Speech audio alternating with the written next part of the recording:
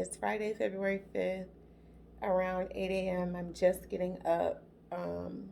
It's the first day of Stims, and I'm scheduled to do 300 units of Gonal F this morning, followed by the Menopur this evening.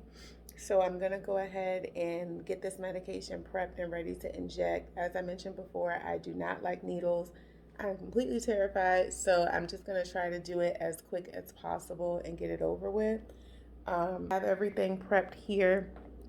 A gauze pad to prep the area, a Band-Aid, I may or may not need it. This is the medication and the pen, the needle that I'll attach to it. This is just a guide with instructions, and I grabbed a Sharpie so that I can mark my spots where I'm going to inject just for future use over the next couple of days. So let's go ahead and get this prepped. Okay, so the doctor said to put 2 fingers under your belly button, and anywhere under those 2 fingers out to both sides is where I can inject. So I'm going to just make an X right there, and then an X right here. They're probably not perfectly even, but those will be the spots that I go with for now. So I'm going to go ahead and get the actual pen prepped. I've already washed my hands and everything. I've chosen my injection site. So we're going to just take the cap off the pen. It wants to come off. And you probably can't see, but all of this here is the medication. There are 900 units in there. I'm going to be injecting 300. The needle is inside of here, so I'm just going to peel that off. You probably can't see it, but there's a very small needle in there, and it just gets twisted onto the top.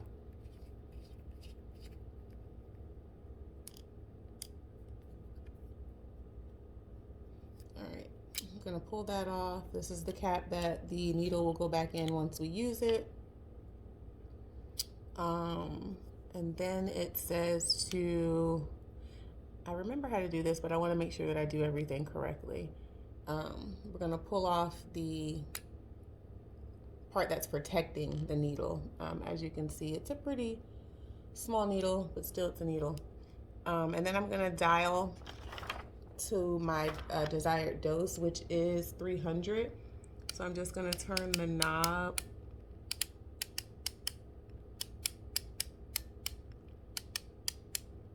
up to 300. Let me make sure I'm doing 300.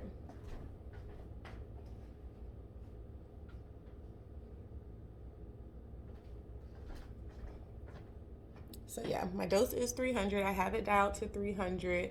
The next step would be to go ahead and inject it. Now it says when using a new pen, check for a droplet of liquid at the tip of the needle. I don't see a droplet, and it says if you don't see one to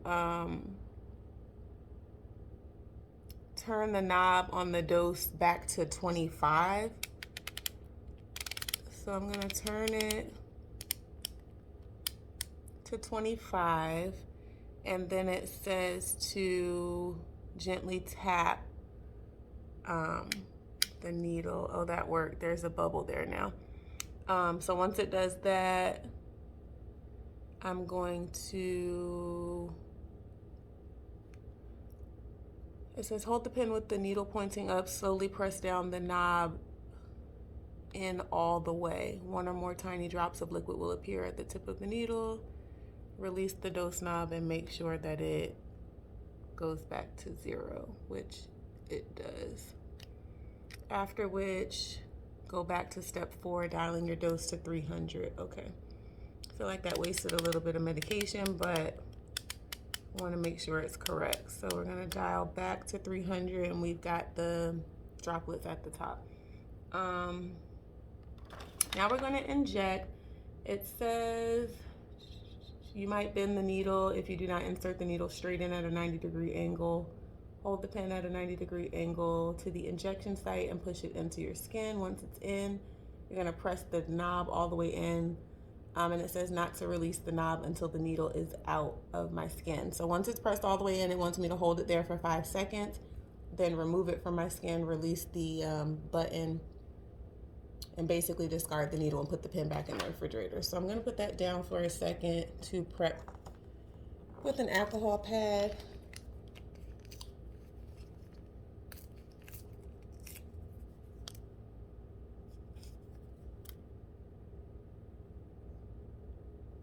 Just wipe all around that area.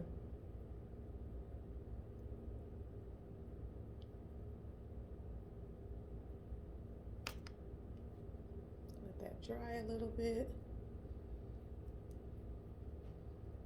I'm so freaking terrified of needles, and I just feel like I can't do it right. So, all right, the dose is dialed to 300. You have to do it at a 90-degree angle. I feel like that's not right though. Like I don't know, it feels weird going at a 90-degree angle.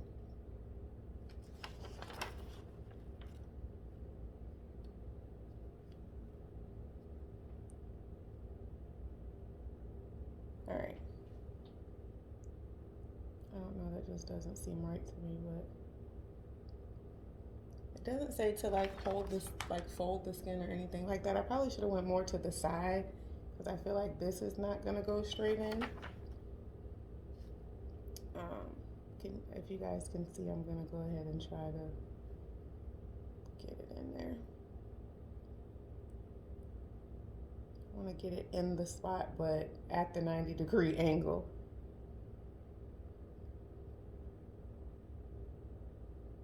Without bending the needle, guys. Oh my God, hold on. All right, so let's just do this. Hopefully it goes in correctly and does not bend the needle. I'm so terrified.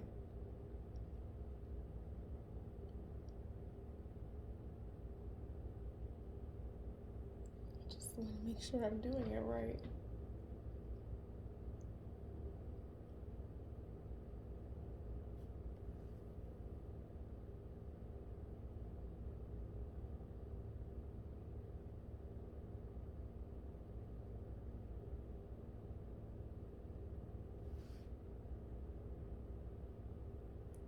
All right, it's in. Injecting the medication. The dial is all the way down. It said hold for 5 seconds. Then take it out. And that's it. No blood. This one didn't even hurt. I think I freaked out a little more than I needed to. But yeah, the dial goes back to 0, and there should still be 600 units of medication in here, which it is. So that is the Gonal-F. I'll be back in a little, well, I'll be back later with the Menopur. Hey guys. Sorry, I look a total mess. I'm in the process of retwisting my hair. So today is Monday, February 8th. It's also day 4 of Stims. I have not been capturing it every day just because the past couple days have been super busy. I had to go out of town to pick my husband up, and he's just been doing my Menopur injections at night super quick, so I haven't been able to really capture all of it. But just to give an update as to how the past 4 days have been going, the shots have not been bad at all. Like I said, I'm doing the Gonal-F injection in the mornings and then the Menopur injections in the evenings. I'm also taking the dexamethasone, letrozole, and metformin. What I am noticing from the Gonal-F this cycle that I did not notice the first cycle is that it kind of upsets my stomach a bit. It feels like I may have eaten something bad, or like I may get sick or something like that, but it normally subsides after a couple hours after I eat. It's still really weird that it's happening though. Something that I'm taking, I believe it's one of the pills, is also giving me a headache. I've had a headache every day for probably the past week, even before I started STEM. So I'm thinking it's either the COQ10 or the DHEA. Tomorrow would be day 5 of my stims. I go in for my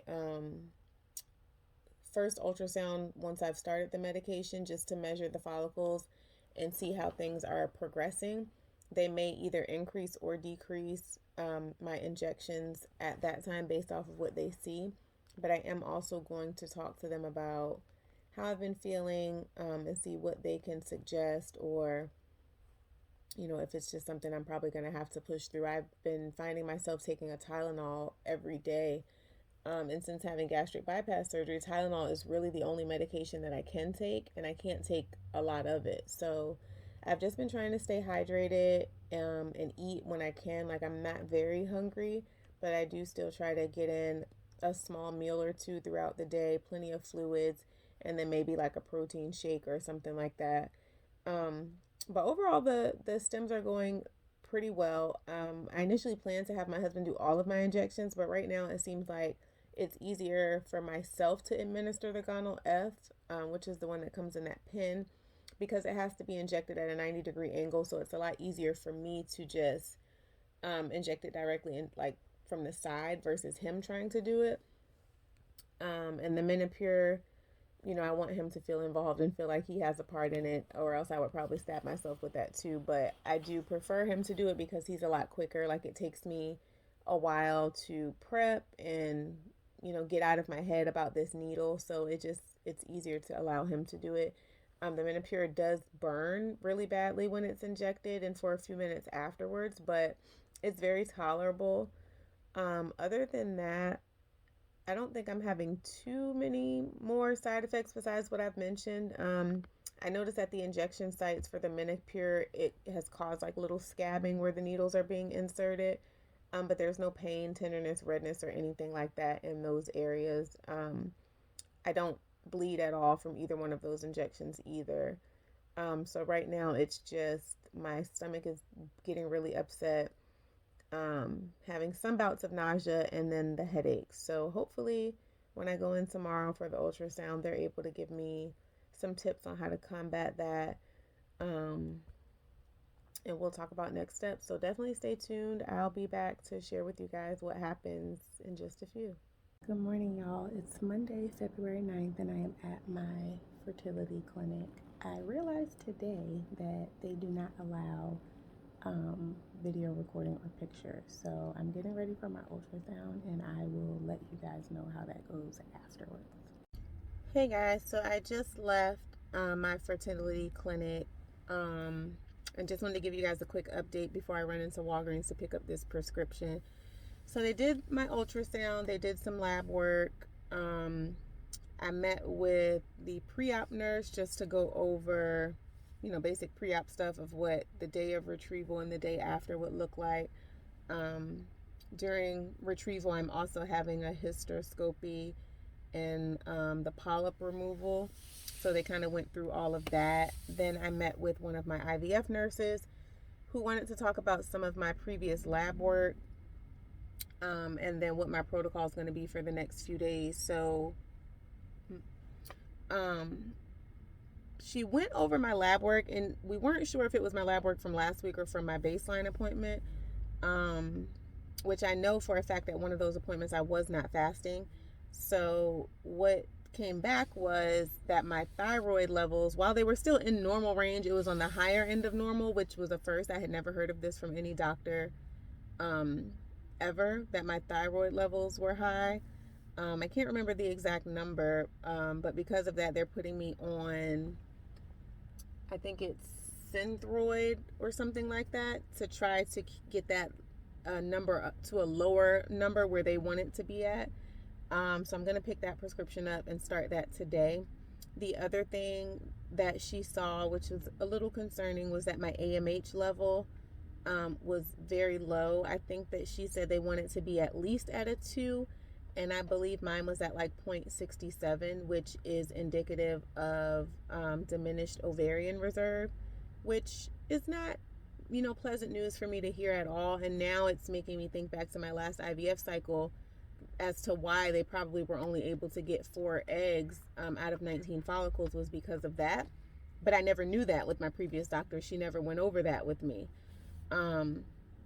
So right now they're not really changing my protocol. I'm still doing 300 units of Gonal F in the morning, and then the 150 units of Menopur in the evening. They did add in the Cetratide injection, which is just to prevent me from ovulating.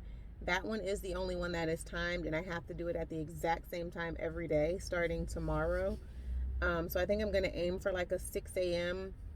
Time slot for that injection, just because I have appointments most mornings, and I want to make sure that it's out of the way before going into any of that. What else happened? I'll be going back on Friday for another ultrasound, as well as having my husband go so he can do his labs, and then they'll reevaluate my protocol to see if we're changing anything or what next steps are going to be. What else happened? I'm trying to think what else happened. The AMH level thing is really throwing me off. They do have me on like the COQ10 and the DHEA and all those things that are supposed to help improve egg quality, but I'm thinking, maybe I should have started that months prior, not at the start of this protocol, but I didn't know, that I would have those low levels, so it wasn't something that was really on my mind. So I'm definitely gonna ask more questions about that on Friday when they go in to reevaluate my lab work, and kind of understand like what are their successes with a low AMH. Even though my AMH is low, she seemed to think that I was doing pretty well. As of today, I have 14 follicles. There were 9 on the left ovary and 5 on the right ovary. Some of them were a little bit smaller, so that's why she said it's going to be important to start the Cetratide injection, which will kind of give them all time to catch up to each other, and 1 or 2 won't try to jump too far ahead of the others. So yeah, I'm going to do that as soon as I get home. Sorry. Yeah, so as soon as I get home, I'm going to take my Gonal F injection, and then I am going to map out the timing for everything else. I spoke with my husband, and I think that what's going to be best for me with the Cetratide is to do it at like 4:30 a.m. right before he goes to work. So that way he can go ahead and administer it for me, and it's done for the day. It won't interfere with any other appointments or anything like that. But yeah, that's basically it. So starting today, tomorrow and Thursday, I'm doing 300 units of Gonal F in the morning, doing Cetratide first thing in the morning, doing the Menopur in the evening. I'm taking the letrozole, the metformin, the dexamethasone, the COQ10, and the DHEA, as well as the prenatal, daily.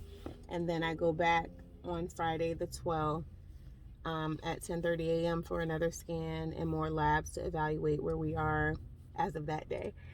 So I'll keep you guys updated.